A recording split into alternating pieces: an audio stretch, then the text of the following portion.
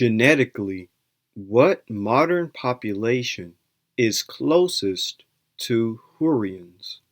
Genetically speaking, who is a Semite and who is a Hurrian today?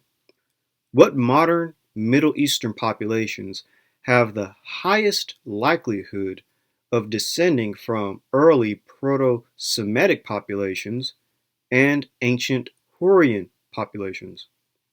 The best way to answer this question is by looking at ancient human populations, their geographical origins and human remains, and look at their genetic makeup.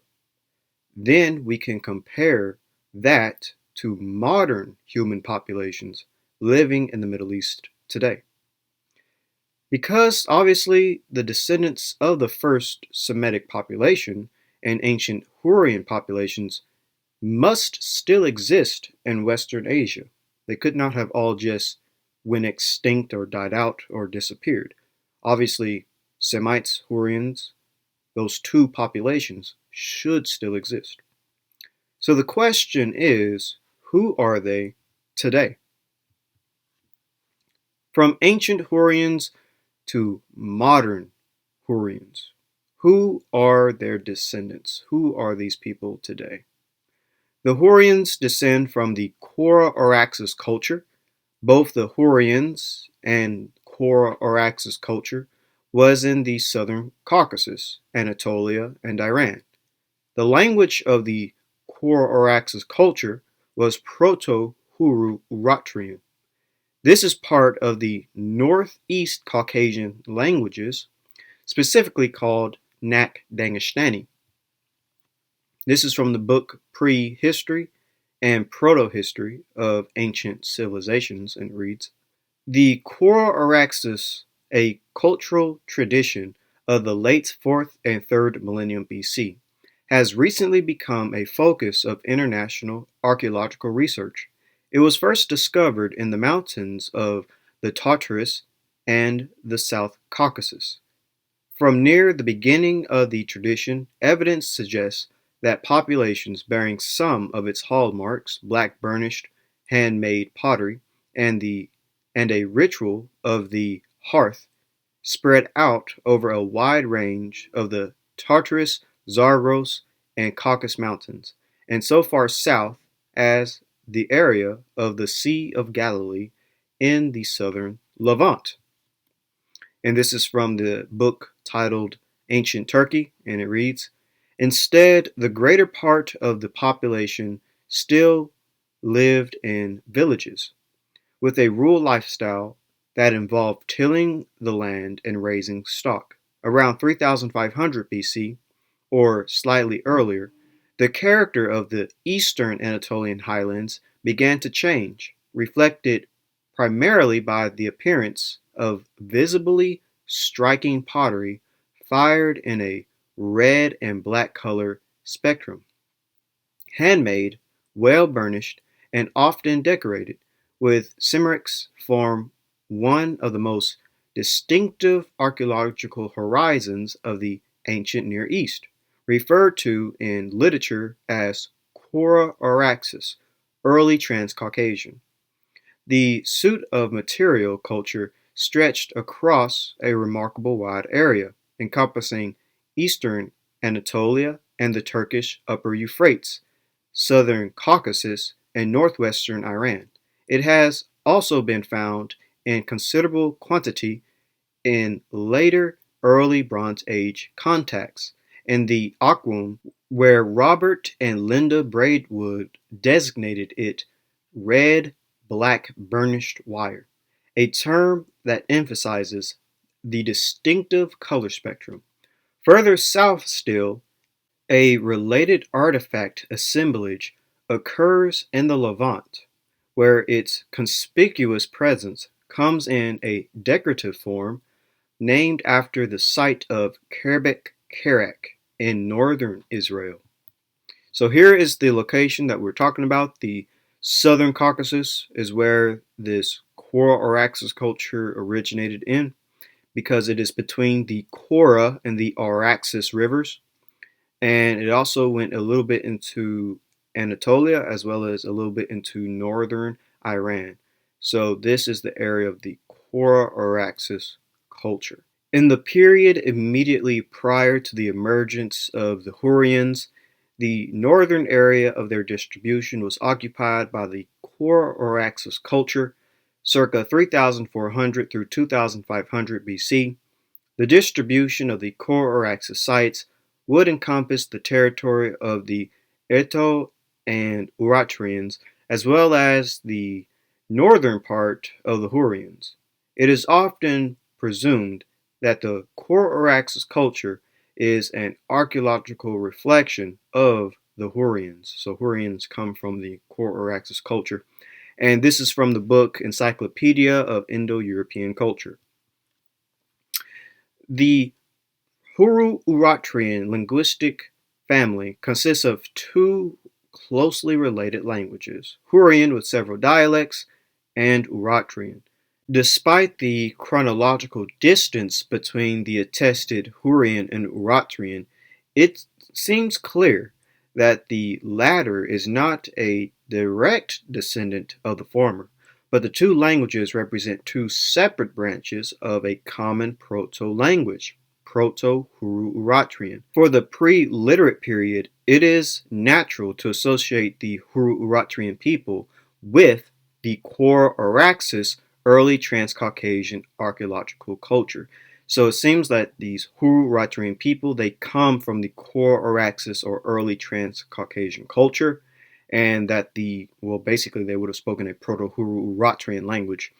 And this, by the way, is from Hurro-Uratrian from the lexico-statistical viewpoint. So here is the area of the Hurro-Uratrian, and obviously it's basically in the same area as the Kora-Araxes culture, and it's basically in the southern Caucasus, eastern of Anatolia, as well as in northwestern Iran.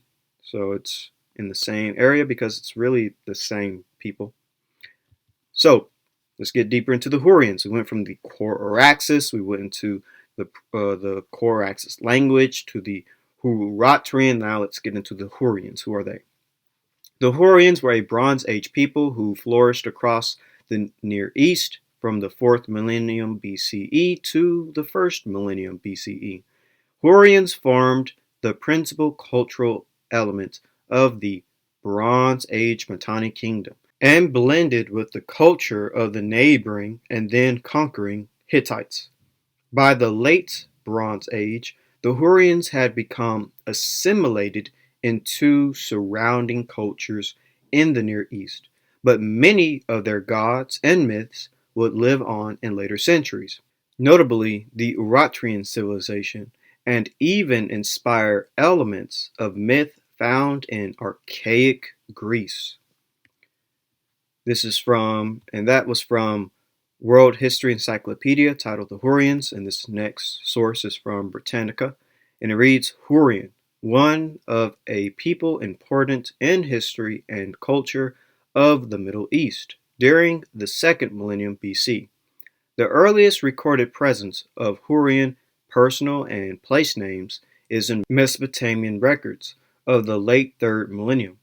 This points to the area east of the Tigris River and the mountain range of Zagros as the Hurrian habitat. From then on, and especially during the early 2nd millennium, there is scattered evidence of a westward spread of Hurrians.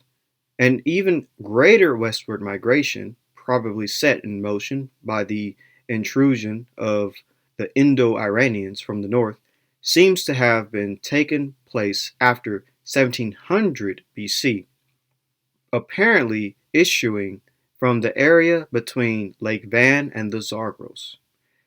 Evidence indicates that the Hurrians overthrew the Assyrian rulers and subsequently dominated the area.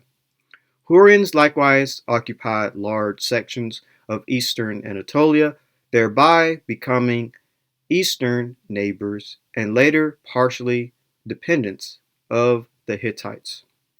So you see that the Hurrians, they had a very large landmass, and they had various migrations into the Middle East. They even overthrew Semitic peoples such as the Assyrians, and they were among peoples like Indo-Iranians and Hittites. So they played a very important role, as Britannica says, in the ancient Middle East and Middle Eastern history. Again, our question is, do these people's descendants still live in the Middle East today? So here's the Mitanni Empire that the Hurrians would have dominated when it comes to population. Most of the people of the Mitanni Empire were Hurrians ethnically, and we see that the Mitanni Empire would be situated in modern-day Syria and Iraq. And again, the Hurrians are a non-Semitic people, a Caucasian people coming from the southern Caucasus, close to places such as Lake Van and such. And then we have the Hittites and Anatolian people who are Indo-Europeans. And we even have the Kassite Empire of Babylon, which also was ethnically very Hurrian and Indo-Iranian as well. So basically we see in Syria and Iraq, ancient Syria and Iraq, after the fall of Semitic empires and Semitic city-states, you had a lot of Indo-Iranian and Hurrian people live here. Hurrians, again, population-wise, they dominated the Mitanni Empire, the Kassite Babylonia, and they were among the Hittites. Question is, do these people still exist today? Do their descendants still exist today? Because obviously, with them having such a large landmass that they encompassed, surely their descendants, the children of the Hurrians, would still be around in the Middle East. But just to reemphasize who these people are, this is from the book, The Ancient History of Ancient Palestine, the history of ancient Palestine. It reads, among the intruders of Syria during the 2nd millennium BCE were the Hurrians, a non-Semitic people which, as time went by, created one of the most powerful states in the Near East, namely the Mitanni Kingdom. So the Hurrians were a non-Semitic people that ruled one of the most powerful ancient Near Eastern states, the most ancient Middle Eastern states in the Bronze Age, the Mitanni Kingdom in Syria and Iraq. This was a Hurrian, non-Semitic ruled kingdom. So this next reading, titled Narrative Literature of Hurrian Origin Moving Treasures from the Ancient Near East. And it reads, during the first half of the 2nd millennium BCE, solid Hurrian elements in the population of Syria between the Mediterranean and the Euphrates is attested by the many Hurrian personal names and texts, and is likely a result of movements at the end of the previous millennium, which would be the 3rd millennium. During their movements towards more westward regions of Syria and southeast Anatolia, Hurrians encountered northwest Semitic cultural, and religious traditions, which henceforth played a fundamental role in Hurrian culture. And so Hurrians were among Semitic peoples, as we can see. The Hurrians, they encountered northwest Semitic populations, East Semitic populations, and they joined with them. And this even influenced the Hurrian culture as well. So again, here's a map of where the Hurrians are. So here's a map of the Gutians, who could be a sub-branch of various Hurrian tribes, because keep in mind, when we think of Hurrians, these are various different tribes of people who are all non-Semitic but speak the Hurrian language. And here's the Mitanni Empire, which is close to the Hurrians' homeland, being in the southern Caucasus and Anatolia and Iran. This makes sense. Here's Urartu, which will come a bit later in the early Iron Age. But here's just everything placed together in one image. So you have the Mitanni in Syria, the Hurrians in the southern Caucasus who would come into the Middle East. You have the Uratrians, and you have the Gutis. And the Gutians would be the ones to destroy the Akkadian Empire. The Hurrians would be the ones to destroy Ebla, another Semitic empire in Syria. So from ancient Hurrians to modern Hurrians, who are they today? Well, the core Araxes Hurrians are associated with Y DNA haplogroup J.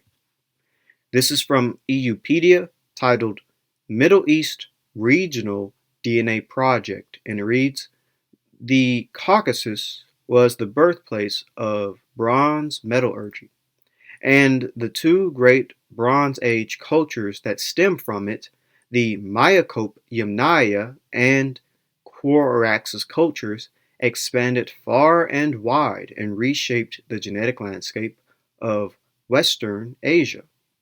South Caucasians would have belonged to the haplogroups J1 and J2, later associated with the Quaraxis culture. I'm going to read that again. South Caucasians would have belonged to Y haplogroups J1 and J2, later associated with the Quaraxis culture. So haplogroups J1 and J2 are associated with the Quaraxis culture. This is from the paper How Eurasia Was Born, and it reads, the Northeast Caucasian language family seems to show clear links to ancient Eastern Anatolia, as most subclades of J1-Z1842 TMRCA is 4300 BCE can be linked to the Armenian highlands in present-day Azerbaijan, precisely fitting the exact location of the Quaraxis culture, 3400 BCE through 2000 BCE. Three subclades of it, J1-ZS3042 TMRCA is 3500 BCE, J1-ZS5658 TMRCA is 2800 BCE, J1-ZS2872 2800 BCE, and J1-Y5353 TMRCA is 2500 BCE, are widespread among Northeast Caucasian groups, suggests Northeast Caucasian languages to have originated from the Quaraxis culture, as ancient J1 subclades also seem to have been present in the ancient Levant as well. This supports the existence of the Alduin language family, linking Hurrian to Northeast Caucasian. So we see that haplogroup J is linked to Northeast Caucasians through the Quaraxis culture and to the Hurrians. So from ancient Hurrians to modern Hurrians, who are they today? Haplogroup J is associated with Zagros, Iran, and Caucasian ancestry. This genetic ancestry was spread by Quaraxis Hurrians after the collapse of Semitic civilization in Mesopotamia, as they made their way to the Levant. This is from the genetic paper Genomic History of Neolithic to Bronze Age Anatolia, Northern Levant, and Southern Caucasus, and it reads right here. At the same time, during the second half of the 4th millennium BCE, the Quaraxis culture, which is generally thought to originate in the Southern Caucasus, expanded outward around 3000 through 2900 BCE, spreading westward to eastern Anatolia and the northern and southern Levant, and eastward to Iran. We find that mid-6th millennium populations from north/central Anatolia and the southern Caucasus lowlands were closely connected. They formed a genetic gradient line that runs from western Anatolia to the southern Caucasus and Zagros in today's northern Iran. This cline forms after an admixture event that biologically connected these two regions circa 6500 BCE. Chalcolithic and Bronze Age populations cross Anatolia, also mostly descended from this genetic gradient.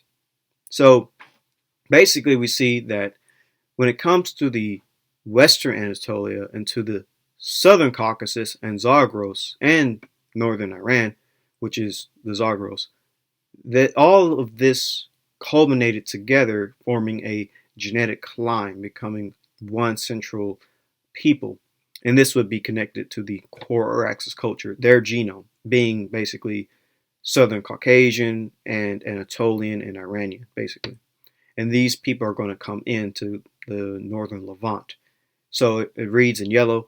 In the Northern Levant, by contrast, we identified a major genetic shift between the Chalcolithic and the Bronze Age periods. During this transition, northern Levantine populations experienced gene flow from new groups harboring ancestries related to both Zagros, Iranian/Caucasian, and the southern Levant. So basically, in the northern Levant, you had new groups of people, which goes to show you that this Zagros Caucasian DNA wasn't previously there. It was a new population of people. New groups came into the northern Levant with this Zagros Caucasus DNA, and they basically changed the population. There was a major change, a shift in the Bronze Age, and that fits with the core axis migration. And again, this shows you that Zagros Caucasian DNA was not originally in the northern Levant, which had always been populated by Semites. And this fits even with what we see culturally. This next paper right here has nothing to do with DNA, just with culture, and it proves the same thing. This paper is called The End of the Core Axis Culture as Seen from Nadir Talispi in Iranian Azerbaijan. And it reads, Kohol also reminds us of the evidence of increased militarism from the early to the late Bronze Age. That is reflected in more fortified sites, new weaponry, and an iconography of war as seen on the Khrushchev Cup. Kohol argues that while the number of Core-Araxes settlements decreased in the southern Caucasus, archaeological research indicates that the Core-Araxes culture spread to western Iran and the Zagros region and to the Levant. In Kohol's view, as new groups of people moved in, the Core-Araxes communities abandoned the southern Caucasus and moved further south, where some of them already resided. Others associate the cultures of the post-Core-Araxes period, especially the Trial-Epti culture, with movement of people from the Near East, possibly the expansion of Hurrian tribes. So again, we see right here in the early and even in the late Bronze Age, you had movement of people.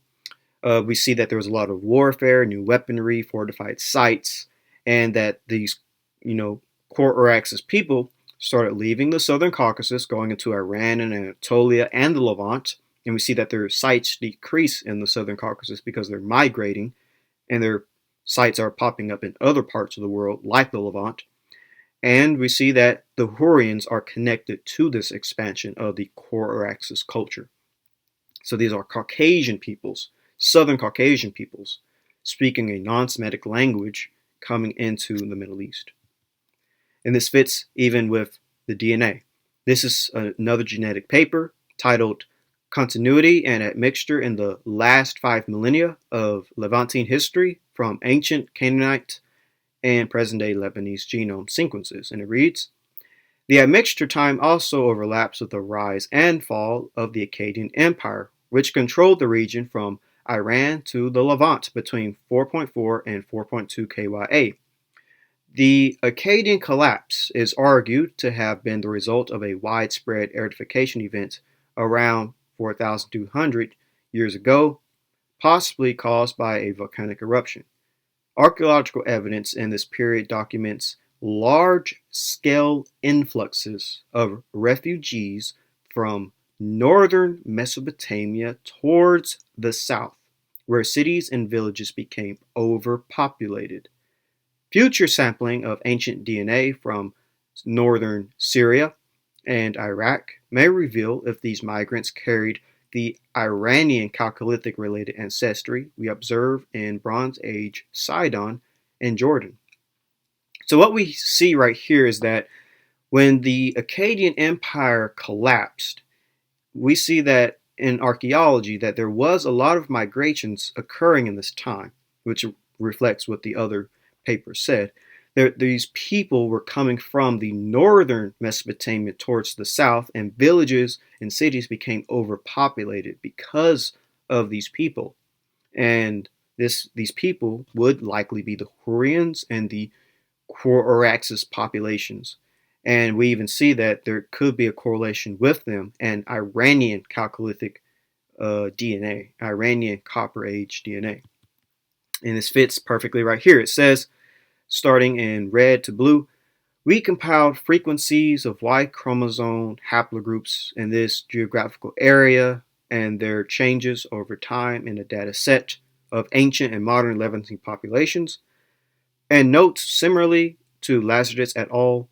That Haplogroup J was absent in all Natufian and Neolithic Levant male individuals examined thus far, but emerged during the Bronze Age in Lebanon and Jordan, along with ancestry related to Iran Chalcolithic. So we see that haplogroup J is linked to Iran or Iranian Chalcolithic Copper Age DNA, which fits exactly what this paper is saying, that when these people were coming, these influxes of refugees from northern Mesopotamia towards the south, where cities and villages became overpopulated, that the same people that were doing this migration could have had Iran Chalcolithic DNA, and it would seem like it would be true that they would have had this Iranian Chalcolithic DNA carrying haplogroup J, and they would have been the ones basically to collapse the Akkadian Empire, and they were non-Semitic refugees from the core Araxes culture, more than likely.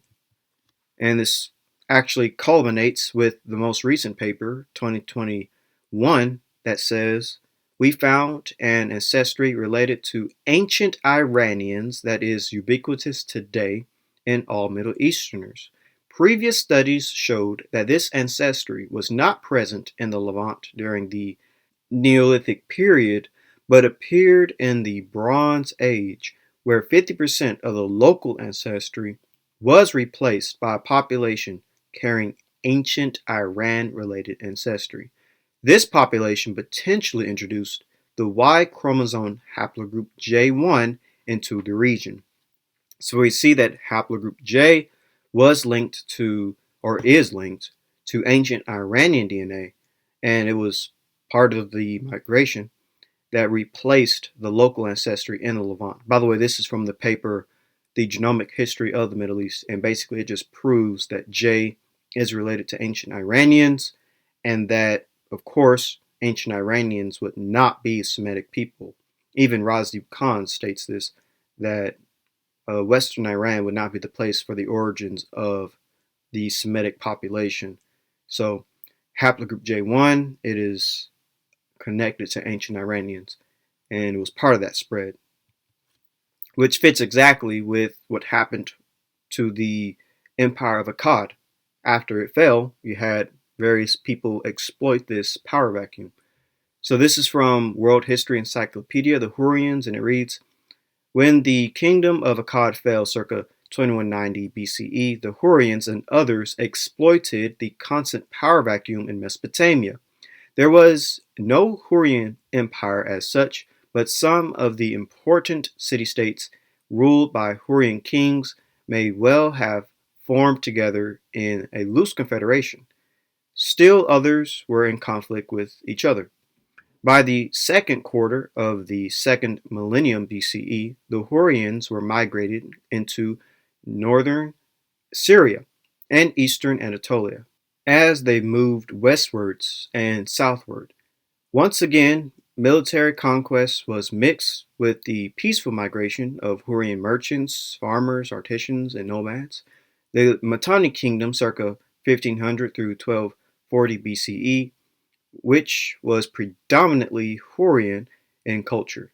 But the main point I want to get is this.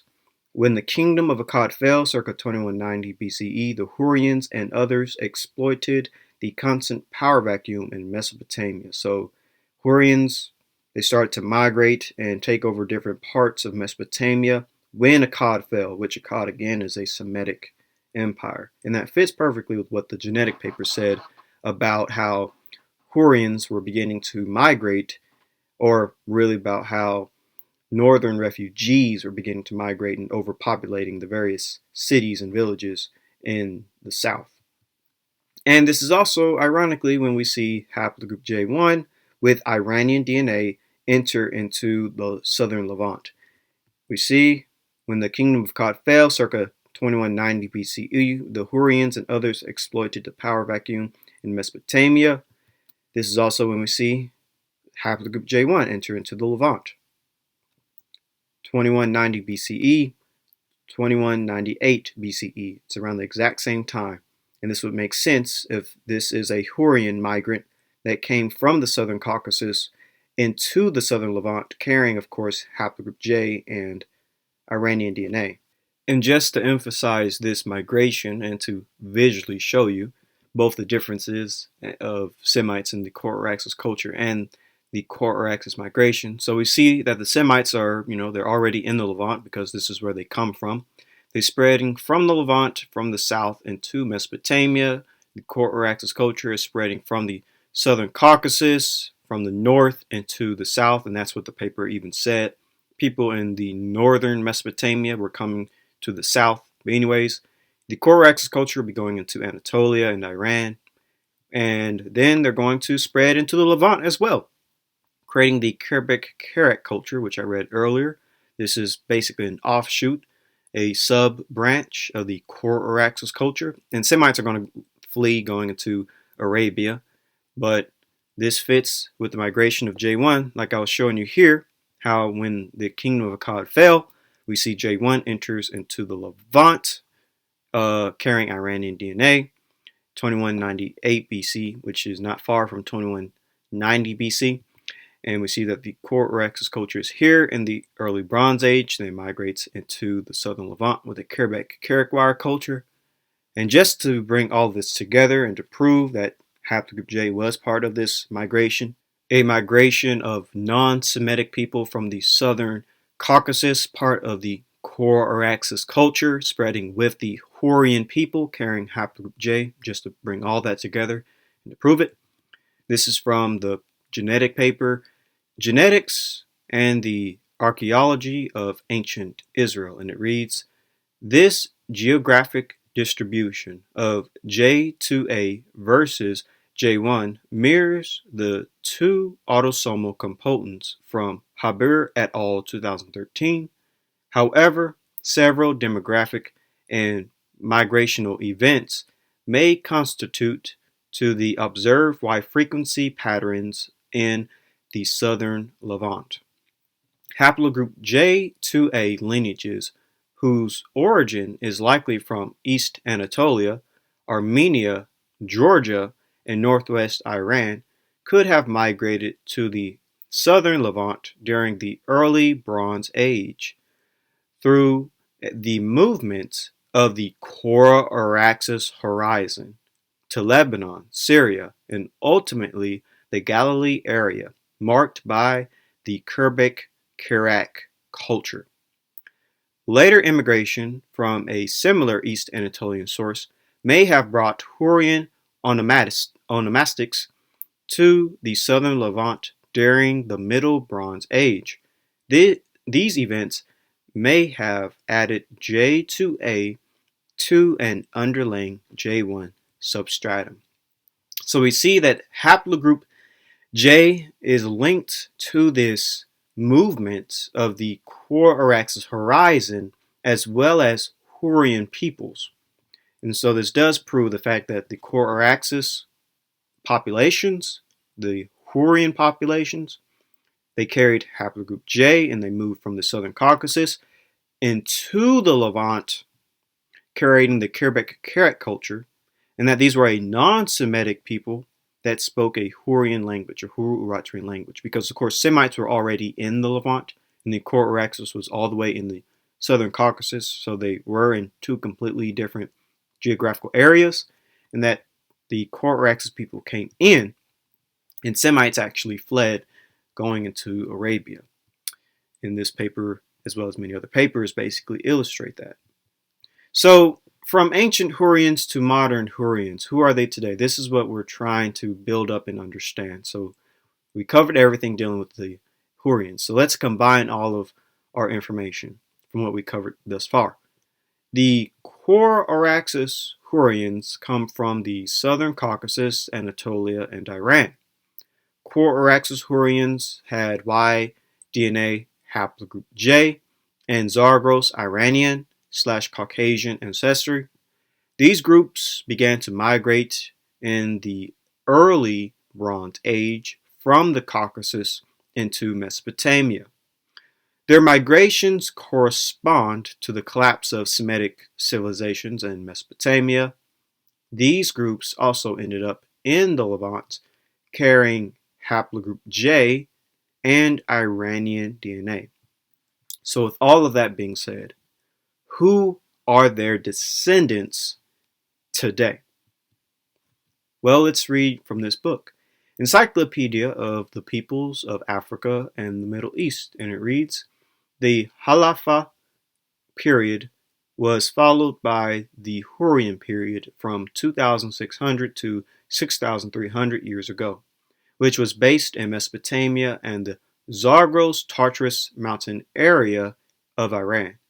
The Hurrian peoples spoke a language related to modern Chechnya. The Hurrians, in fact, comprised a number of clans and subclans, probably not Indo-European in origin. They dominated the area now known as Kurdistan, as well as Anatolia, modern-day Turkey. Sumerian writings dating to around 3000 BCE refer to the land of the Kurdu or Kurdu and the people living there as the Kurduche and the Guti and other variants. These are thought to be the earliest written references to the peoples who would become known as Kurds. So there's a connection with the Hurrians and the Kurds, basically. It's very interesting. So this is a genetic paper titled HLA Alleles and Haplotypes in the Turkish Population, Relatedness to Kurds, Armenians, and other Mediterraneans. So it reads, Turkish and Kurdish HLA profiles are studied for the first time. The comparative study of their allele frequencies, characteristic haplotypes, genetic differences with other Mediterraneans is compiled by neighbor joining demograms and correspondence analysis. Turks, Kurds, Armenians, Iranians, Jews, Lebanese, and other Western and Eastern Mediterranean groups seem to share a common ancestry, the older Mediterranean substratum. Anatolian Hittite and Hurrian groups older than 2000 BC, these may have given rise to present-day Kurdish, Armenian, and Turkish populations. So as we can see right here from this genetic study, that when it comes to present-day Kurdish, Armenian, and Turkish populations, that their ancestors were likely the Anatolian Hittite and Hurrian groups. And this would include other Mediterraneans, Turks, Kurds, Armenians, Iranians, Jews, Lebanese, etc. These groups are connected to the ancient Anatolian Hittites and the Hurrian groups. So we see that genetically who the descendants of the Hurrians and Hittites could be today, which would make a lot of sense. Basically, the descendants of the Hurrians and the Hittites still pretty much live in the same geographical area as those ancient empires. So it makes a lot of sense when you think about it. This is another genetic paper dealing with the exact same question. This paper is called Genetic HLA Studies of Kurds in Iraq, Iran, and Tbilisi, Caucasus, Georgia, Relatedness and Medical Implications. And it reads, thus, Middle East peoples from Mediterranean border and Kurds seem originally to belong to a similar ethnic group according to HLA autosomic and Y chromosomes genes results. Kurds have always lived in the mountains, being autochthonous 6000 BC. Hurrians, whose language was Caucasian, may be Kurds' ancient genetic background. Review in, and then it gives the references. By 12,000 BC, Medes and others invaded Hurrian areas. In summary, all three Kurd populations studied in this present paper are genetically close together and to other Mediterranean and Caucasus populations according to HLA genes. So this paper even right here says that Kurds, it would seem like their ancestors are basically the Hurrians, that the ancient genetic background of the Kurdish people is connected to Hurrians, and that Kurds are also connected to other Mediterranean and Caucasian populations. And so, who are those populations that Kurds are connected to? It says right here from the same paper, plain genetic distances show that Iraqi Kurds' closest genetic distance are the following. Near East populations: Iran Kurds, Palestinians, Fars Parsi, Georgia Kurds, and Ashkenazi Jews. Eastern Mediterranean populations: Armenians, Cretans, and Macedonians, and Mediterranean populations: Sardinians, Spaniards, Algerians, and Italians. And another paper dealing with the Kurdish people and their genetic ancestors, as well as other groups. This is from the Genomic History of the Middle East, and it reads, present-day Levantines are drawn toward Bronze Age Europeans. Iraqi Arabs, Iraqi Kurds, and Assyrians appear relatively closer to ancient Iranians. So we see that modern-day people in the Levant are closer to Bronze Age Europeans. Of course, Bronze Age Europeans are not Semites. And Iraqi Kurds and Iranian Kurds and Assyrians, they're closer to ancient Iranians. And of course, ancient Iranians, again, are not ancient Semites. So a lot of modern-day Middle Eastern people, not all, but a lot, do have a connection to European populations, which will include Iranians and just regular European populations from the Caucasus and such. And here is another paper dealing with Middle Eastern populations. This paper is called Genetic Evidence for an Origin of the Armenians from Bronze Age Mixing of Multiple Populations. And it reads, Armenians were found to have genetic affinity to several other populations, including the Jews, Druze, and Lebanese Christians, in addition to showing genetic continuity with the Caucasus. We observe that Armenians form a distinctive cluster bound by Europeans, Near Easterners, and Caucasus populations. More specifically, Armenians are close to Spaniards, Italians, and Romanians from Europe, Lebanese, Jews, Druze, and Cretans from the Near East, and Georgians and Azerbaijanis from the Caucasus, or Abkhazians from the Caucasus. So those are all the groups who are very closely related to each other. Basically, European and Caucasian overall, with some Middle Easterners sprinkled in. We find in Armenians and other genetic isolates in the Near East high shared ancestry with ancient European farmers, with ancestry proportions being similar to present-day Europeans, but not to present-day Near Easterners.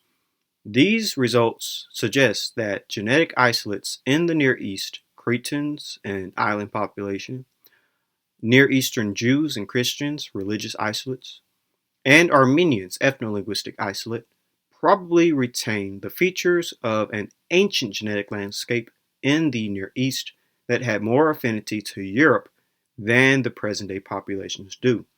So a lot of these genetic isolated people have a lot of connections basically to Europe, which is fairly interesting. But let's finish what the paper says. So it says, our tests show that most of the Near East genetic isolate ancestry that is shared with Europeans can be attributed to expansion from the Neolithic period. So a reason why a lot of these Near Eastern genetics, these genetic isolates, have ancestry shared with Europeans is attributed to the aftermath of the Neolithic period, which is very interesting because after the Neolithic period, you get the Chalcolithic and the Bronze Age, where you did have a lot of European populations coming into the Middle East. Like I mentioned before, the Mitanni Empire, which was Indo-Iranian. The Hittites, which were in Anatolia, they're an Indo-European population.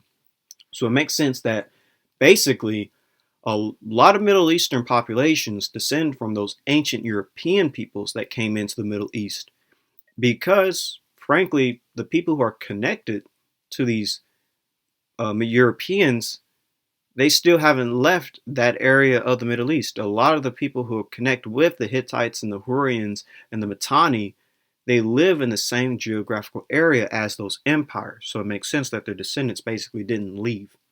And we can actually illustrate that by using DNA. So again, our question is, from ancient Hurrians to modern Hurrians, who are they today? Well, Kurdish people seem to be a good representation, a good proxy, as the descendants of Hurrians. Since this is the case, what is the basic genetic ancestry of the Kurdish? If a Kurdish person were to take, let's say, 23andMe or Ancestry.com, what would their genetic makeup be? What will it show them when it comes to the part of the world that they come from, that they get their DNA from?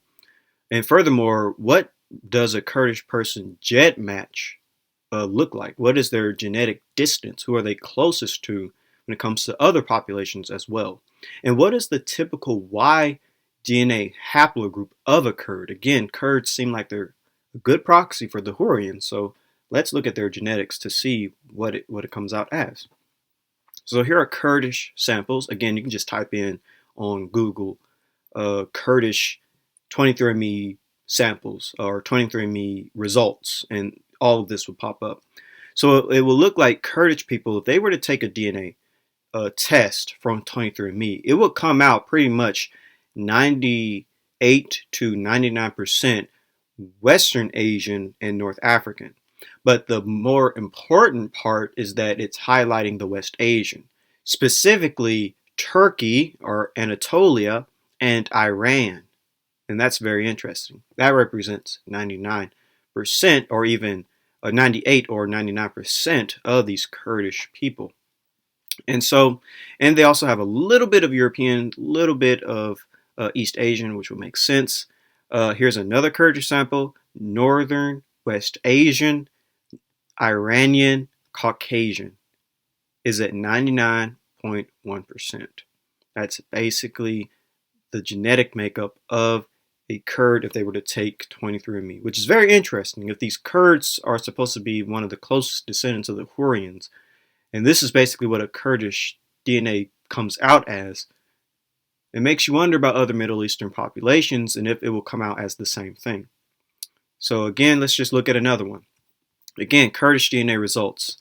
West Asian, Northern West Asian, 83.3%. What is that? It's basically Iranian and Caucasian. And again, none of those are Semitic peoples or populations. Iranians are Indo-Europeans. Caucasians are, well, they're Caucasians, like Armenians and Azerbaijanis and Chechens and Ingish, etc. Here's another DNA test from a Kurdish person. 99.9%. That's basically 100%. Where is most of this is coming from? Iraq and Turkey, or Anatolia, Western Asian. So now let's move to Ancestry.com. What does it highlight? We see for this Kurdish person, Iran/Persia, Turkey, and the Caucasus. So this is basically the genetic makeup of a Kurd, and likely the genetic makeup of a Hurrian. And it's very interesting because this is basically the geographical area of which the Hurrians would spread to, going into Anatolia, going into Iran, going into Syria and Iraq. And also this is the area of the Caucasus hunter-gatherer ancestry as well as the Iranian Chalcolithic ancestry. This would be basically the genetic makeup. Here's another Kurdish person, Kurdish DNA results. You can find this on Reddit as well. Again, Iran and Persia, Turkey, and the Caucasus. It pretty much highlights that exact same area. This is the genetic makeup of a Kurd. And Remember, Kurds are non-Semitic people. They're a non-Semitic population. This is their genetic makeup.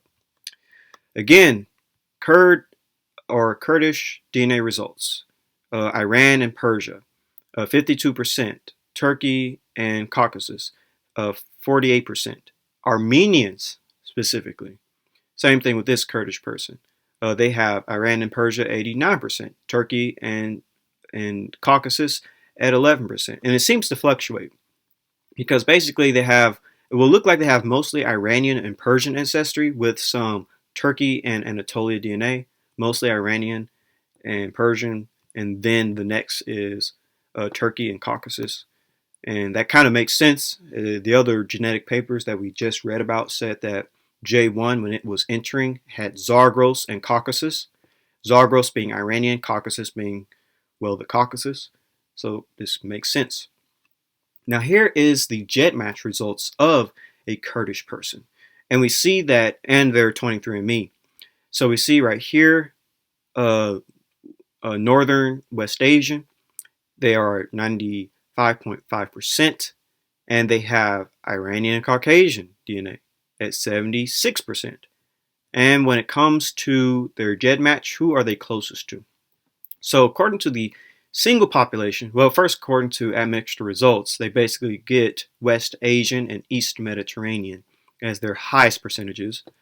That's super vague and a bit too generalized. So let's break that down. So the single population is Kurdish, number one. That makes sense. The number two is Iranian. Again, very interesting, Indo-European.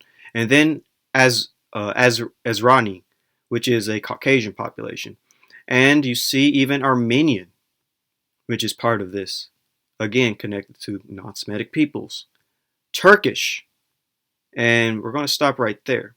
So we see that these Caucasian and Iranian people, they share a very similar ancestry, which is what the other papers were saying. So let's look at this some more. This is admixture results. Highest population is Caucasian, of course. This is from a Georgian person. So let's compare a actual Caucasian from the Caucasus, a Georgian, with a Kurdish person who speaks Iranian language. So we see Caucasian number one, and then for this Kurdish person, Caucasian is 41.6%. And they have Georgian and Kurd as their closest genetic results. So here is a Kurdish person and here is a Georgian. Population Caucasian for the Kurdish person is 42% for the Kurdish person of Caucasian ancestry. For the Georgian, 57% for the Georgian. Now let's look at their single population. Number one is Kurdish, Azerbaijani, Turk, Iranian, Armenian. And for the Georgian person, it's Abkhazian, Georgian, Armenian, Turk, Azerbaijani, Kurdish.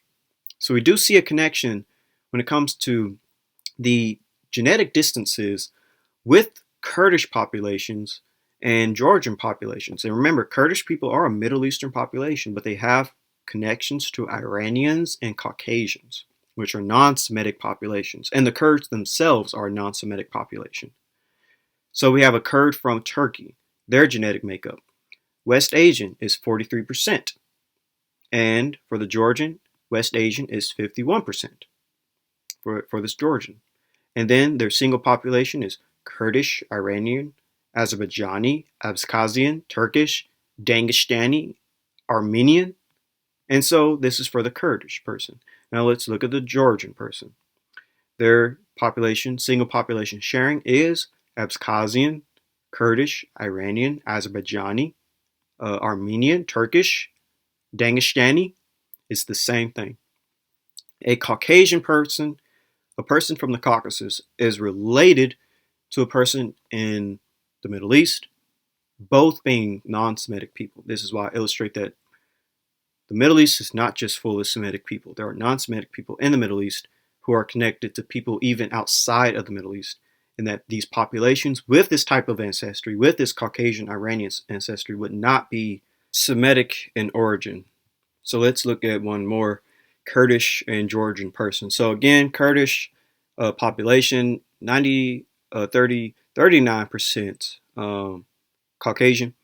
And then genetic distance for the Kurdish person, of course, they're connected to Kurds, they're connected to Iranians, they're connected to Iranians and Turks and Turkish peoples. The Georgian, their population, Caucasus, is 61%. They're closer to Armenians, they're closer to Abkhazians, Armenians, Georgians, of course, and other Caucasian and also Iranian populations. And again, for this Kurdish person, I did not make this chart, by the way. This was online. Just type in Kurd jet match results. Again, this Kurdish person, West Asians, 36%, and they're connected to who? Caucasian populations like the Azeri, the Kurdish, Iranians, Armenians, Turkish, and then this Georgian connected to who? Abkhazians, Georgians, and various other Caucasian populations. So we see that basically this DNA is related to, like what the other paper said, it would be Hittite and Hurrian groups, because these peoples, Georgians, Kurds, Armenians, they live in the same geographical area as those ancient empires of the Hittites and the Hurrians. And basically their descendants, they didn't leave. And when we look at the ancient DNA from those papers that I read earlier, the ancient DNA of these populations is Zagros Caucasian, Zagros Caucasus. When these groups were migrating and moving in and moving about, they had Zagros, Iranian, and Caucasian DNA, and their descendants have this exact same DNA. So anyone with the Zagros Caucasus ancestry would basically descend from Hittite, Hurrian populations, core or axis populations. So now let's look at the Kurdish autosomal DNA just really quickly. This is based on DotaCat K12b. And again, when we look at it, we see that Caucasian is at 43%, 43% for this person, 43% again for this person. They have a lot of Caucasian DNA, these Kurdish people. And when it comes to Kurdish Y DNA, we see that the biggest haplogroup among the main Y chromosome haplogroups in Kurds is J, R, and E. It's very interesting. And haplogroup J makes up the largest percentage.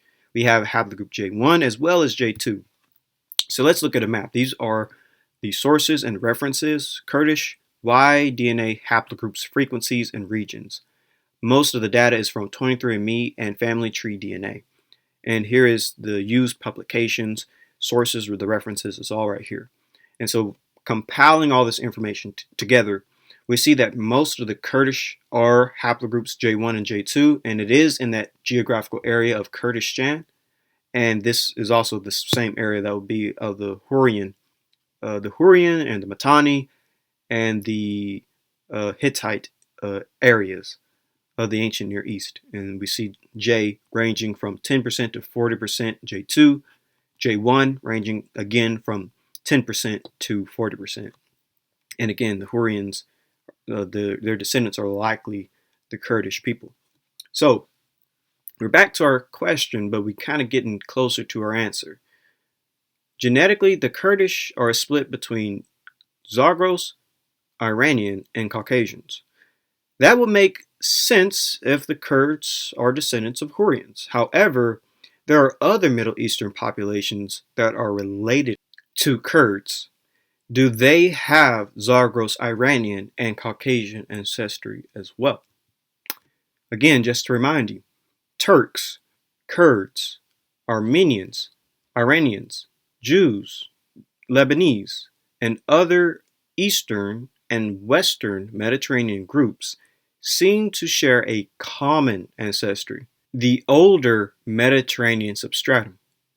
Anatolian Hittite and Hurrian groups older than 2000 BC, these may have given rise to present-day Kurdish, Armenian, and Turkish populations. So these are the other groups. So let's look into these other groups who could also be descendants of Anatolian Hittite and Hurrian populations. So this is our Armenian 23andMe samples or results. And again, just like for the Kurdish, you can just type in Armenian 23andMe or DNA results and the same thing will pop up. So what is their DNA? They also pop up with Western, Asian, and North African DNA, but it's more so hinted at the Western Asian. And for the Western Asian, it says 65%. Where?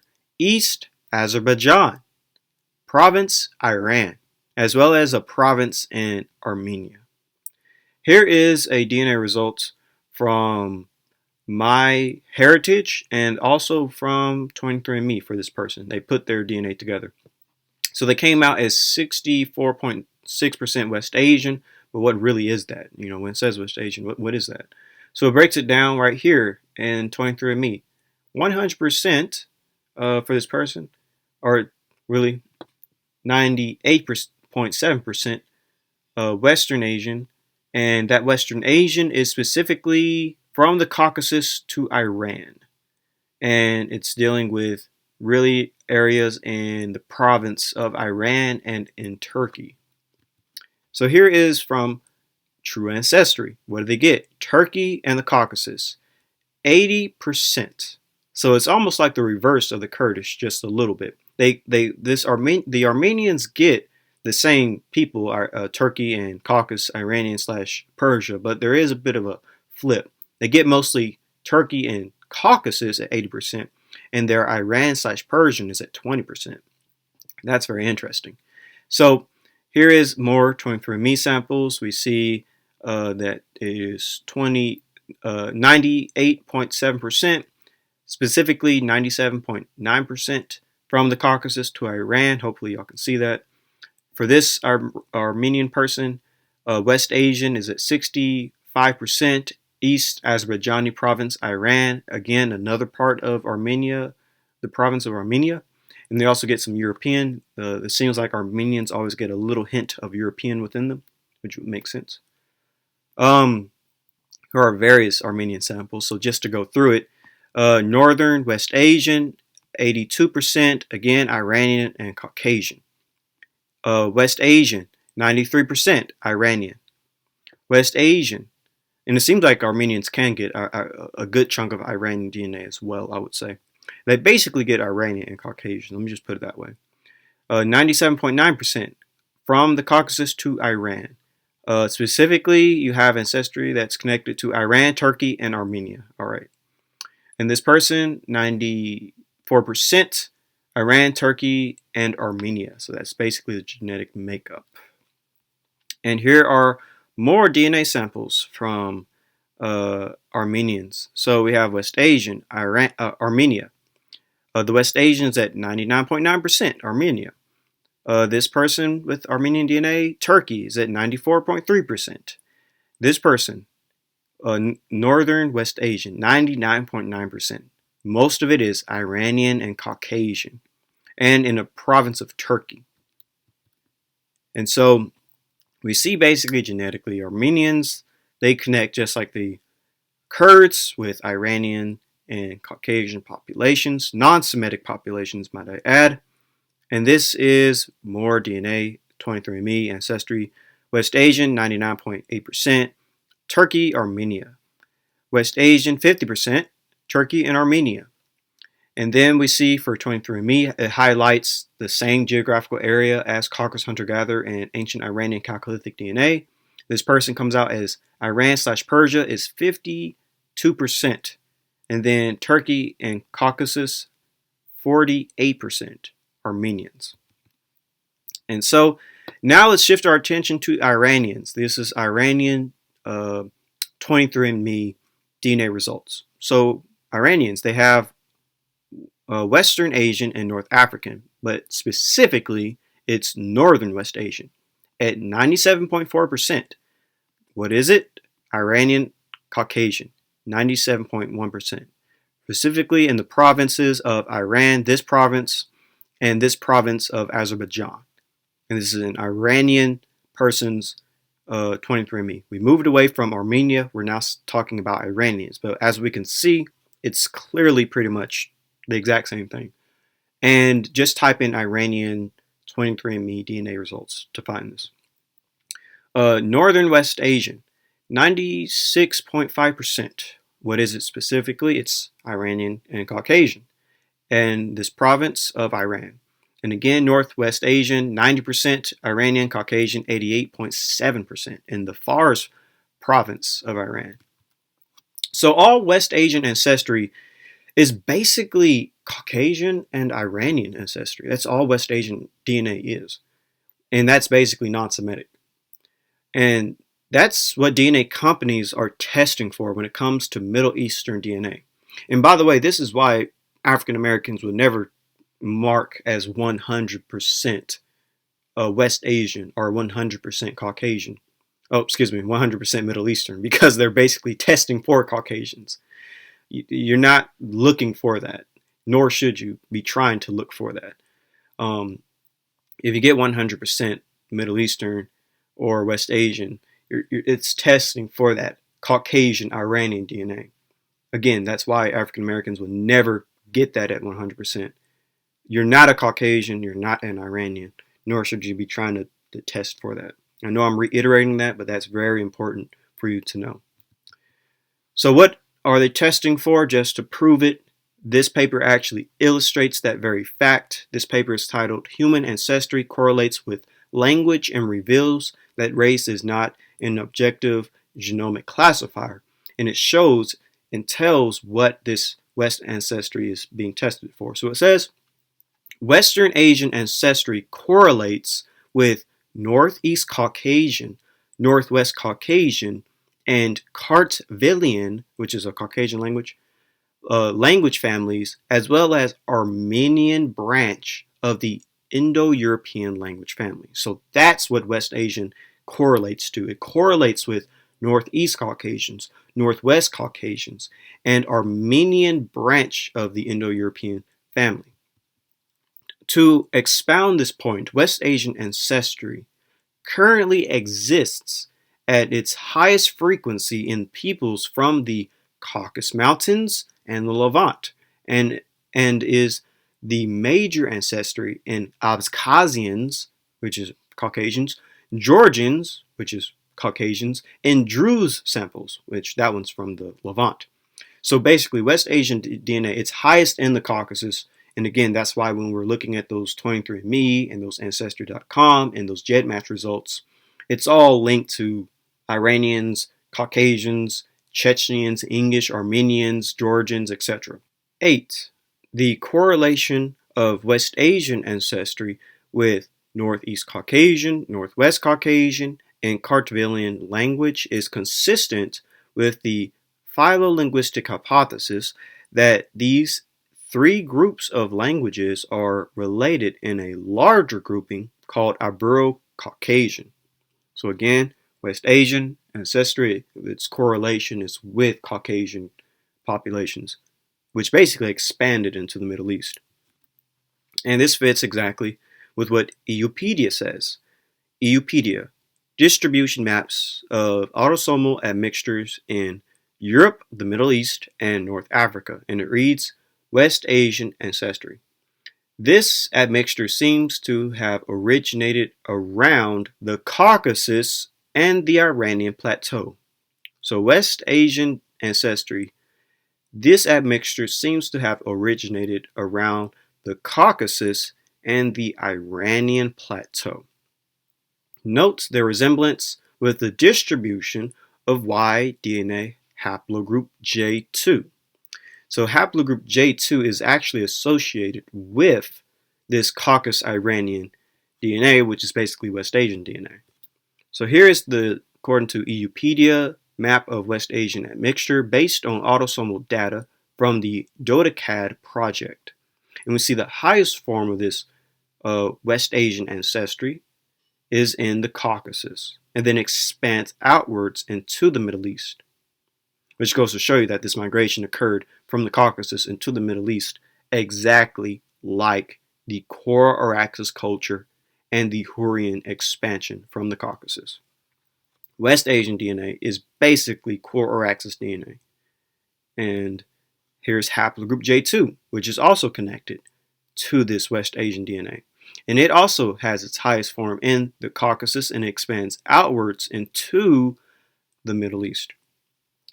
And here's it together. West Asian autosomal DNA and then haplogroup J. It is basically very, very similar to each other. And here's another genetic paper just illustrating where this DNA is found. This paper is called Projecting Ancient Ancestry in Modern Day Arabs and Iranians, a Key Role of the Past Exposed Arabo-Persian Gulf on Human Populations. So it shows that in E, this is from the table chart, E is blue, as you can see, and this blue is Caucasus hunter-gatherer DNA. So it says right here that this E is represented right here with this color, this brown color. Most Caucasus hunter-gatherer DNA is where? It's in Anatolia. It's obviously going to be in the Caucasus. And it's also in Iran. So basically, this is the general area of Caucasus hunter-gatherer ancestry. It's right here. And so here's the distribution of Caucasus hunter-gatherer ancestry. So basically, Caucasus hunter-gatherers seem to have managed to avoid population displacement or even extensive replacement by expanding agriculturalists. They mixed with Anatolians most of all, Iranians and Levantines to form agricultural societies that still had a lot of native Caucasian ancestry, which may indicate that they transitioned successfully to a Neolithic way of life since early enough that the incoming farmers couldn't simply drive them out or outbreed them. Since it's hard to identify ancestry derived from Neolithic Caucasian farmers because they had already mixed with Anatolians, Levantines, and Iranians, the best way to measure the expansion of people from Caucasia is on the basis of the Caucasus hunter-gatherer ancestry. So Caucasus hunter-gatherer ancestry, we see it highest in the Caucasus and it expands into the Middle East. And we see that this would obviously fit that expansion of Hurrians or Coraxus populations who would carry this Caucasus hunter-gatherer ancestry within their genome. So that's the basic geographical area. And here is Iranian Chalcolithic ancestry. The least successful in geographic expansion from the Neolithic Revolution onwards seems to have been the genetic admixture derived from Neolithic Iranian farmers, who were extremely distinct genetically from the Anatolian and Levantine farmers at least, before widespread mixing throughout the Neolithic and Chalcolithic eras. But most of the Mesolithic natives from the Caucasus, but close to the Mesolithic natives of the Caucasus. So basically, Neolithic Iranian DNA or Iranian Chalcolithic DNA, it's distinct from Levantine farmers, of course it would be, makes sense, and Anatolian farmers, but it's very close to the Mesolithic natives of the Caucasus, and that would basically be Caucasus hunter-gatherers. They're very close to Caucasus hunter-gatherers, which makes sense when we look at the DNA. Often the DNA is called Zagros Caucasus or Iranian Caucasus DNA, or even when we looked at the people, the modern people with this DNA today, they always have Caucasian and Iranian both within their genome. And this map just illustrates the modern distribution of Iranian DNA. And of course, it expands into the Middle East, but its highest percentage is seen in Iran. Again, that would be non-Semitic. Semites don't come from Iran. Semites don't come from the Caucasus. So, and here's just another map of the distribution of Iranian DNA. This is Iranian Neolithic DNA, highest in Iran and in the Caucasus, the Southern Caucasus, expands into the Middle East because, like the papers we read earlier, when Haplogroup J was moving into the Middle East, they had what? Ancient Iranian DNA. And here's just, again, another map showing Iranian Chalcolithic DNA, highest in Iran, expands into the Middle East because we see it expanding with the J markers. West Asian ancestry basically equals Caucasian and Iranian ancestry. Specifically, it's Northeast Caucasian ancestry, and that makes sense in the larger scheme of things because Hurrians essentially were a Northeast Caucasian people. Hurrians spoke a Northeast Caucasian language called Nak Dagestan. To this day, Nak Dagestan Northeast Caucasians, represent the closest people to ancient Hurrians from a linguistic perspective, because people such as the Chechens and English still speak this language. What's interesting about this is that Nak Dangestani people actually have the highest amounts of haplogroup J, haplogroup J1 and J2. Furthermore, it would seem genetically that Middle Easterners are really just a subset of these very Caucasians. Basically, Middle Easterners, many of the Middle Eastern populations, would descend from Kor-Araxes Hurrians. This is from the book Current Trends in Caucasian, East European, and Inter-Asian Linguistics, and it reads, Nak Dangestanians, Northeast Caucasian. Of the three Caucasian language families, only Nak Dangestanian has a family tree of comparative complexity to that of Indo-Europeans. The three Nak languages, English, Chechenian, and outlier Batsi, probably go back to a deep division in the family, and many experts believe that Proto-Nak split off somewhat earlier than the ancestors of the Dangestani branches. So the Nak Dangestani or Dangestanian, Proto-Nak Dangestanian. The ultimate linguistic relations of Nak Dangestanian or Northeast Caucasian or East Caucasian have yet to be established with certainty, but there is general consensus about its internal structure. The Dangestanian languages form a family. The Nak languages are a family. And Dangestanian and Nak are sisters and comprise the two branches of Northeast Caucasians. So here's the Nak Dangestani. Nak is right here and Dangestanian is right here. This is where you get your Lak and your Dangish and your Luzguzians and your Avars and various other different Caucasian groups who speak these languages. And from the Nak will actually come the Chechens and the English. Dankoff and Starstrom in 1986 assumed that Hurrian is related to Nak Dangestanian and assembled punitive cognate sets so as to maximize similarities between the two families. So we see that there is a connection between the Hurrian and the Nak Dangestanians. So this is from How Eurasia Was Born. This should all sound familiar because the Northeast Caucasian language family seems to show clear links to ancient Eastern Anatolia, as most subclades of J1-Z1842 can be linked to the Armenian highlands in present-day Azerbaijan, precisely fitting the exact location of the Kor-Araxes culture. Three subclades of it, J1-ZS3042, J1-ZS5658, J1-ZS2872, and J1-Y5353 are widespread among Northeast Caucasian groups. That's all very true.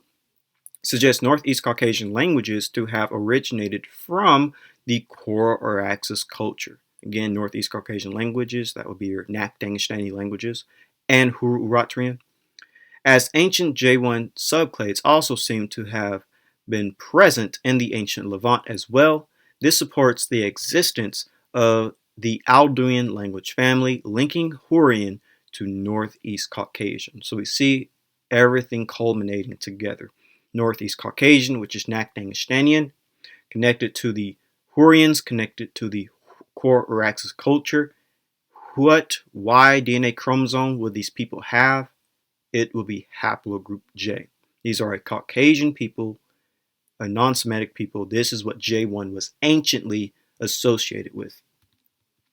And to this day, Caucasian populations, the Nak Dangestani peoples, still have the highest haplogroup J out of all other world populations, both J1 and J2. This is from Parallel Evolution of Genes and Languages in the Caucasus region. And it reads, again, haplogroup J2A4B star, which is basically JM80s, M67, and that star stands for ancestral or basal.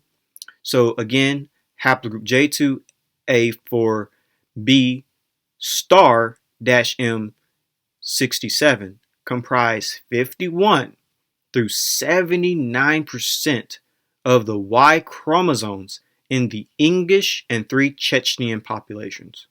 Northeast Caucasus NAC linguistic group. Keep in mind from what I read from the other paper that said how the Hurrians speak a Chechenian language.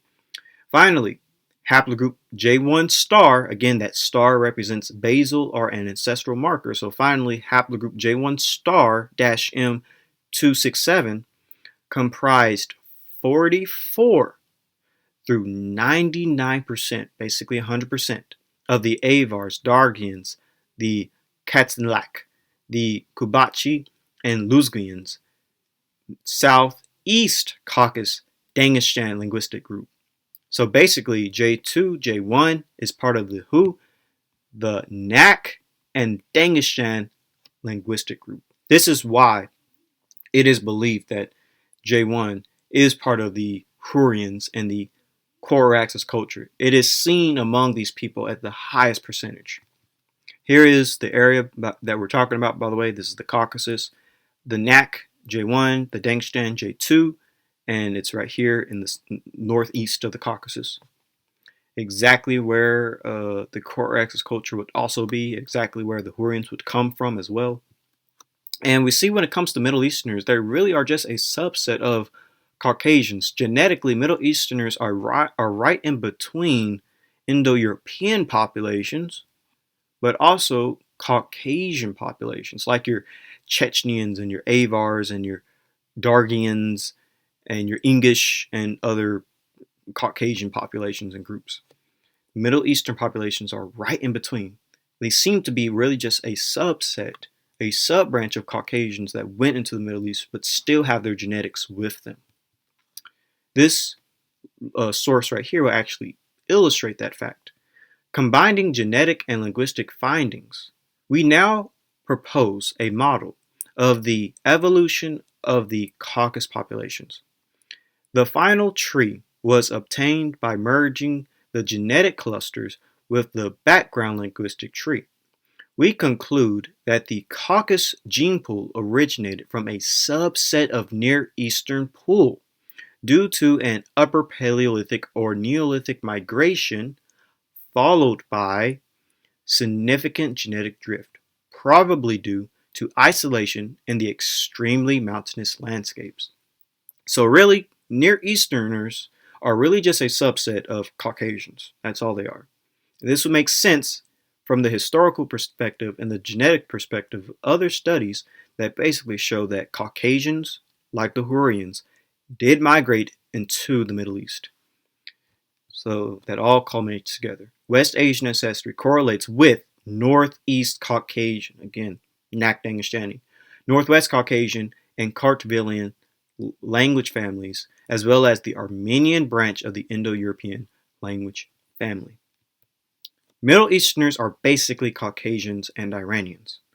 Haplogroup J and their autosomal DNA is Zagros Iranian and Northeast Caucasian.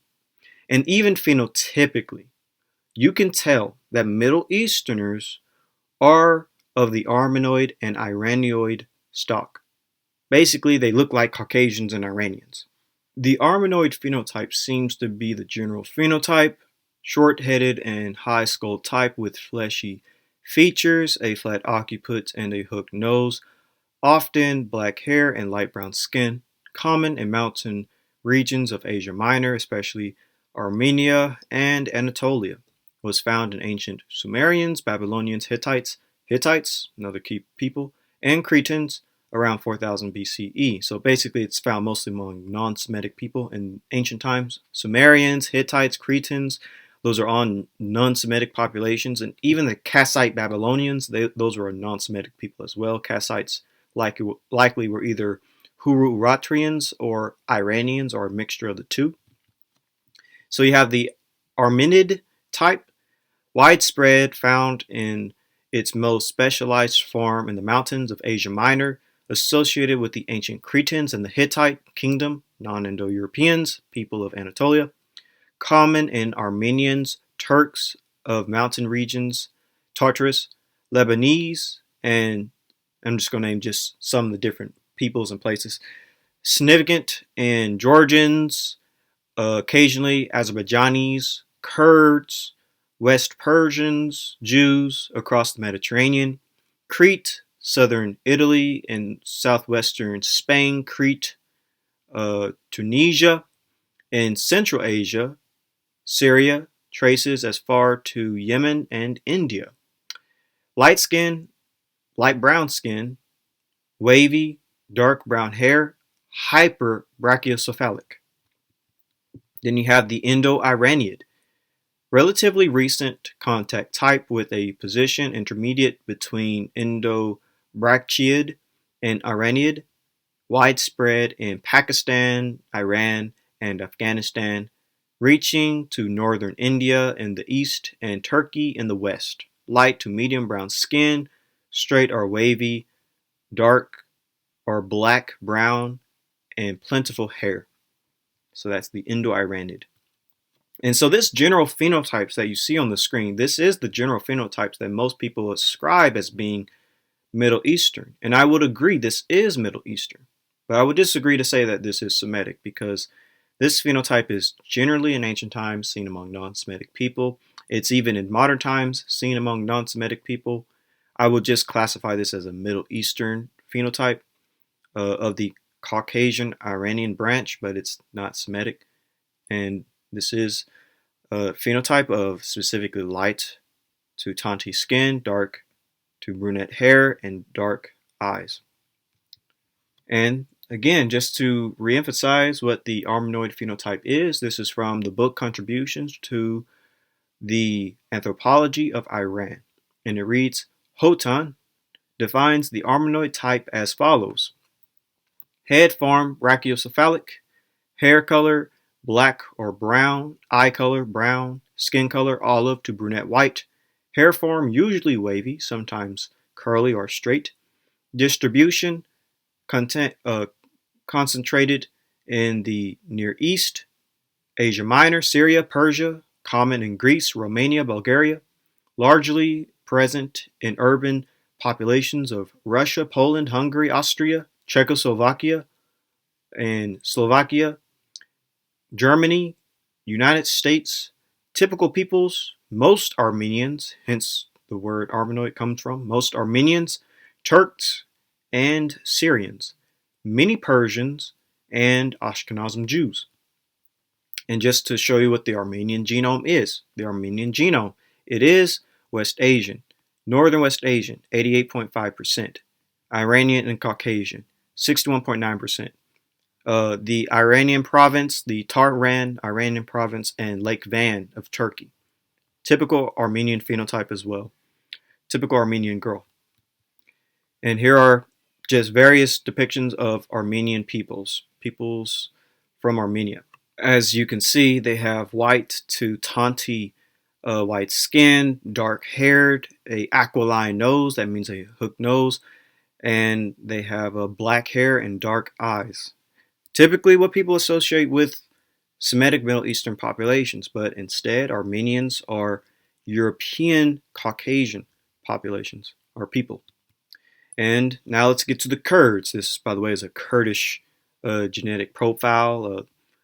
99.8%, Northern West Asian, 92.3%, Iranian Caucasian, 79.4%. Provinces in Turkey and provinces in Iran. This is what he's genetically linked to. And so here are Kurdish people. Their general phenotype is also white to tawny white skin with dark brown eyes and black to brown hair. They also can have the aquiline nose or the hooked nose, just like Armenians, but living in a completely different part of the world, further in the Middle East than in the Caucasus. And they speak the Kurdish language, which is an Iranian language, a non-Semitic speaking people with this phenotype. So, and then of course we got Iranians, or Persians as they're sometimes called. Northwestern Asian is at 90%, 90.2. Iranian Caucasian, 90% in a province in Iran. Here's this the Iranian guy. And again, Iranians, just like Turkish people, just like Kurdish people, just like Armenian people, white to tawny skin, and they have dark hair until they get old, of course. And then they have a aquiline or hooked nose, and their phenotype fits what many people will ascribe to Semites. Not really. Iranian, Indo-European, just a subset of Indo-Europeans. So Middle Easterners are basically Caucasians and Iranians. That's really what they are. Haplogroup J and their autosomal DNA, Zagros Iranian DNA, and Northeast Caucasian. And there are some Middle Eastern populations who have this ancestry and speak Semitic languages. I'm going to say that again because you have to understand this. There are some Middle Eastern populations that speak Semitic languages that have haplogroup J and Zagros Iranian DNA and Northeast Caucasian DNA. You have people in the Middle East that speak Semitic languages that have this ancestral background. Turks, Kurds, Armenians, Iranians, Jews, Lebanese, and other West and East Mediterranean groups seem to share a common ancestry, the older Mediterranean substratum. Anatolian Hittite and Hurrian groups older than 2000 BC. These may have given rise to present-day Kurdish, Armenian, and Turkish populations. Again, many of these populations of people descend from Anatolian, Hittite, and Hurrian groups, but some of these people that I named speak Semitic languages. But anciently, their forefathers are Anatolian, Hittite, and Hurrian groups. This is another great paper that actually deals with this even further. This paper is titled Levantines and Arabians Have Different Origins, Middle East Genomic Study Finds. So Levantines and Arabians, they have different origins, Middle East Genomic Study Finds. Current day peoples the team studied in the Levant, Arabia, and Iraq turn out to form distinct core clusters. Populations from the Levant and Iraq, Lebanese, Syrians, Jordanians, Israeli Druze, and Iraqi Arabs clustered together. All of those, by the way, are Semitic-speaking peoples. The Iraqi Kurds clustered with Central Iranians. So Iraqi Kurds cluster with Central Iranians. All right. Fascinatingly, both the Iraqi Kurds and Iranians who clustered together spoke Indo-Iranian languages. And that's what I'm trying to illustrate. Kurdish people, a Middle Eastern population, they speak Indo-Iranian languages. They speak a Indo-European language. Kurdish isn't Arabic or Semitic. It's Indo-Iranian. All the other people sampled in the study speak Arabic, a Semitic language. And here's the fascinating thing, and I think that some of y'all may not have caught this, so I'm going to break this down. So basically, we have people who speak the Arabic language, a Semitic language, that is genetically the same as Indo-Iranian speakers like Kurds and Iranians. So let's read that again. Fascinatingly, both Iraqi Kurds and Iranians who cluster together speak Indo-Iranian languages. Kurdish isn't Arabic or Semitic, it's Indo-Iranian. All the other people sampled in the study speak Arabic, a Semitic language. So why are people who speak Arabic related to people who are Kurdish, who are Indo-Iranian? Well, let's break that down. So this is due to people who adopted the Semitic language. This is why you have people who speak Semitic languages like Arabic who are genetically related to Indo-Iranian people like the Kurdish. Many Arabic speakers are not Arab in origin, especially those with haplogroup J. This is from Encyclopedia titled Haplogroup J1, and it literally is going to say this. It says, looking at the map of J1-P58, it is easy to assume that P58 is a marker of Arabic ancestry because it reaches its maximum frequency in and around the Arabian Peninsula. That would be an oversimplification. Most present-day Arabic speakers outside the Arabian Peninsula are likewise only very partially or not all Arabic genetically. In the northern half of the Middle East, most of the people who call themselves Arabs of today are in fact mainly descendants of other historic peoples, such as the Phoenicians, Assyrians, Babylonians, or even the Hurrians. And again, throughout this whole video, we're illustrating who the Hurrian people are, what their haplogroup is, which is J. Most of these people are predominantly J2, with many minority haplogroups like E1B1B, G, J1, L, Q, R1A, R1B, and T. The other subclades of J1 cannot be considered the paternal descendants of the first Arabic speakers. Again, other subclades of J1 cannot be considered to be the paternal descendants of the first speakers of Arabic. So J1 is likely not the paternal descendants of the first Arabic speakers, the first people who spoke the Arabic language. These other J1 lineages were Arabicized alongside other haplogroups, J2 and Q1b. So J1 lineages were Arabicized. They basically adopted the Arabic culture. Like J1-P58, E-M34, it is also shared with their Semitic cousins, the Jews. And it's, by the way, haplogroup E, which I do believe is the true Semitic marker. And this paper is literally going to illustrate that. Haplogroup E1B1B is considered the prime candidate for the origin and dispersal of Afro-Asiatic languages across northern and eastern Africa and Southwest Asia. The Semitic languages appear to have originated within a subclade of the M34 branch of E1B1B. So E1B1B, haplogroup E, it is connected to Afro-Asiatic, haplogroup J. It's not Arabic in origin, it was Arabicized. So this is why you have people who speak Semitic languages like Arabic with Iranian DNA and related to Indo-Iranian people like Kurdish people.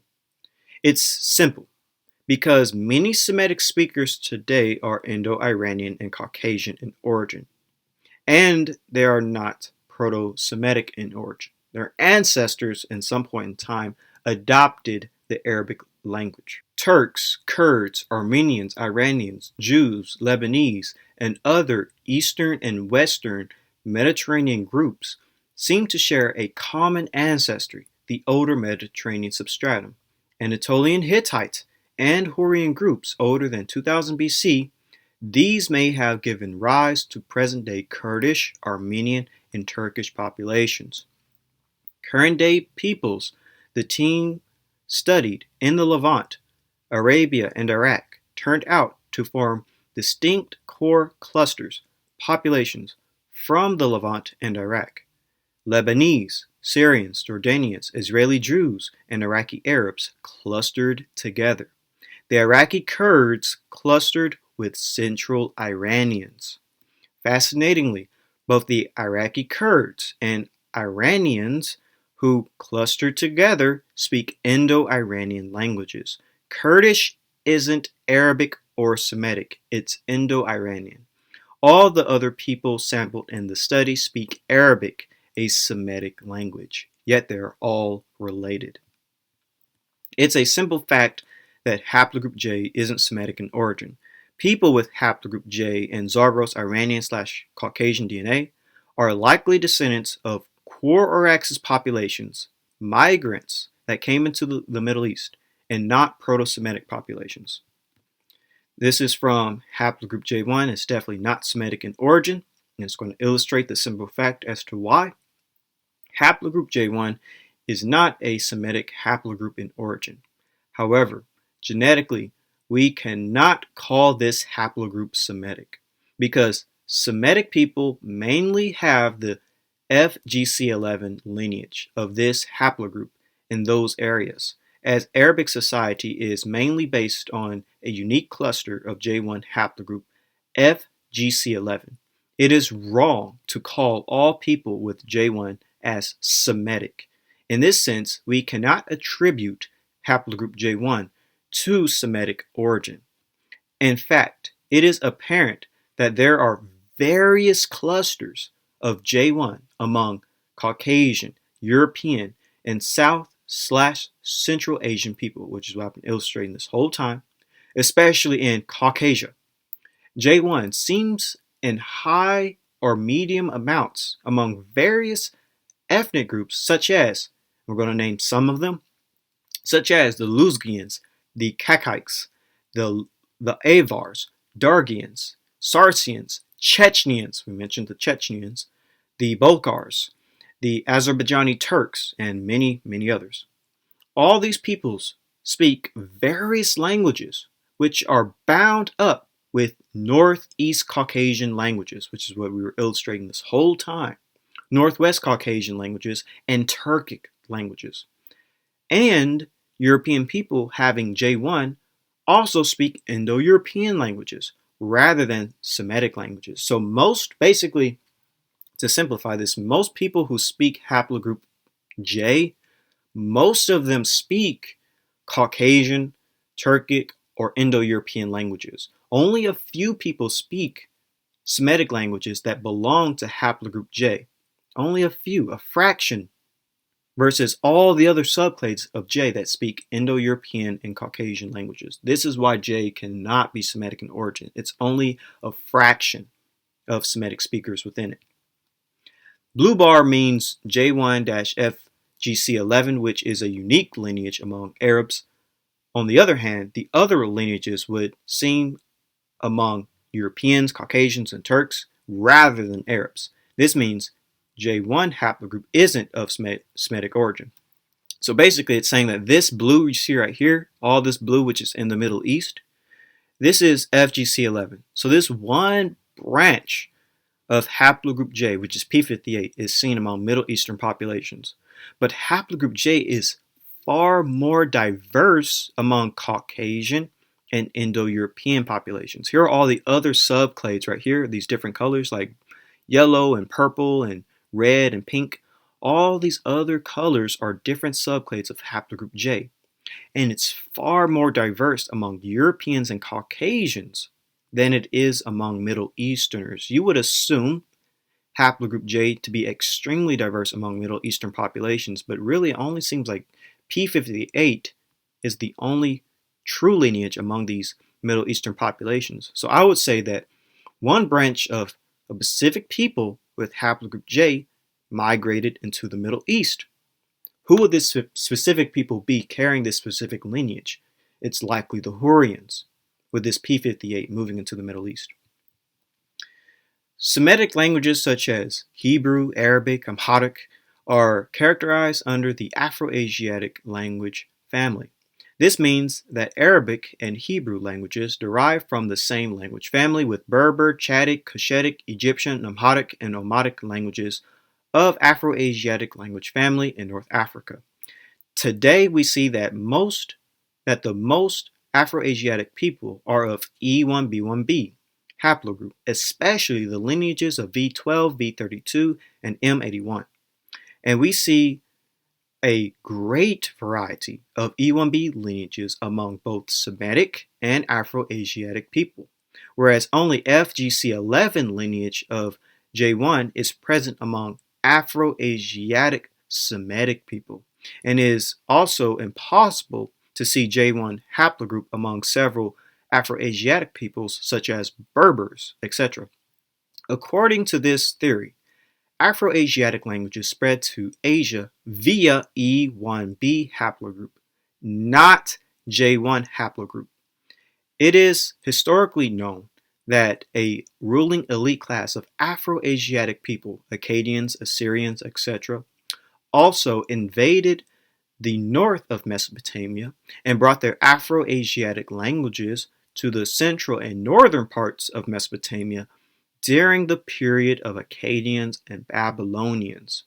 Elite dominance model of E1B1 might be supposed for Akkadians, Assyrians, and Babylonians. In this sense, it might be theorized that Sumerian was the main language of ancient Mesopotamians before Afro-Asiatic E1B overwhelmed Mesopotamia, elite dominance model.